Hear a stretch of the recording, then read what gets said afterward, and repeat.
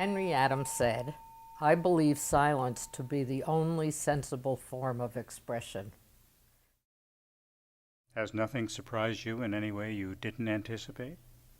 What surprised me about researching nothing and exploring nothing is how many people know it.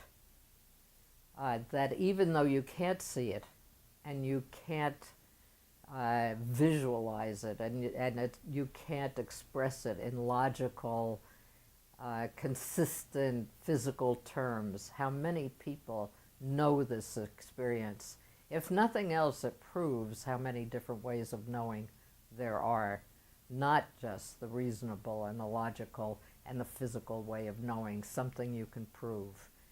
It establishes this subjective, imaginative, creative world many times over in this book.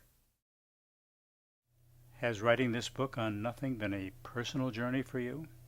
I think it's the definition of reporting, to be on a search.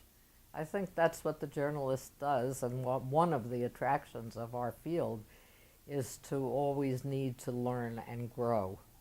And it certainly has been an opening of a world to me that seemed present to me in my general reading, but once I focused on nothing, was absolutely dazzled by the extraordinary number of quotes from writers, from artists, from philosophers, from religious leaders, from entertainers, from movies, from books, where nothing was manifested in an amusing and clever and insightful way. When you told your friends that you were writing a book on nothing, how did they react? For some people, when you mention the subject of nothing, there's a blank stare. What are you talking about? That is not possible. They're locked into the logic and rationality of the Western mindset.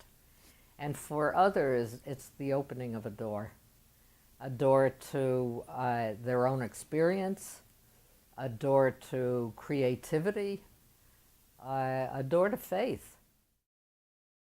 Tell us about the unique structure of the book.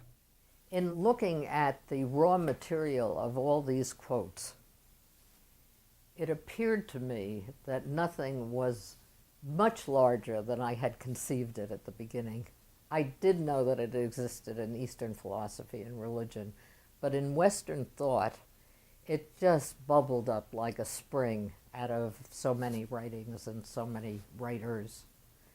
And I looked at the raw material, maybe like a sculptor looks at a piece of marble, and what grew out of it was that this is a universe that has been unmapped, that it was so rich and so fertile and in so many different areas of human expression and experience, but it was unmapped. So as a conceit, and so as not to make it too forbidding to people, which it has been in the Western culture, I imagined a place called Nowhere that really is a place, and I tried to map it. And in today's language, that makes it more reader-friendly. There was a village called Nowhere, there was a residence in the village, there was a library, there was a museum, a concert hall, a theater, a house of worship, even a corner bar, and an inn on the park, as well as a cemetery and an exit road, and more. And it seemed that the quotes fell into this organization that made it more approachable for people to understand how vast a collection of ideas and feelings and insights and sensibilities there were in this subject of nothing.